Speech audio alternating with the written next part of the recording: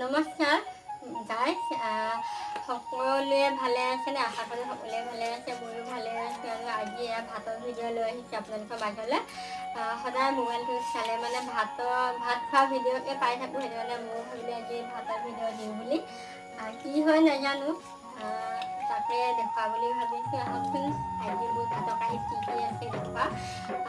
এইফালে আছে পিঁয়াজ, এইফালে নেমু, এইখিনি আছে তিলৰ চাটনি, লগতে এইখিনি তিয়হ অকণমান সৰুকৈ কাটি লৈছিলোঁ, এইখিনি তিয়হ। তাৰপিছত এয়া হৈছে আকৌ নৰসিংহৰ বৰা, এইফালে জলকীয়া, নিমখ আৰু লগতে ভাজি থোৱা মাছ, আৰু এইফালে এইখিনি মাছৰ জোল, মাছ চাং আৰু মাটি চাটনি দি বনোৱা মাছৰ জোল, আৰু লগতে বহি আছে মোৰ ছোৱালীজনী। আজি তাইও কিন্তু মোৰ লগত ভিডিঅ' বনায়, গতিকে কি হয় নাজানো, ভিডিঅ' কেনেকুৱা হয়। সকলোকে দেখি থাকোঁ ভাত খোৱা ভিডিঅ' দি থাকে, সেইটো কাৰণে আজি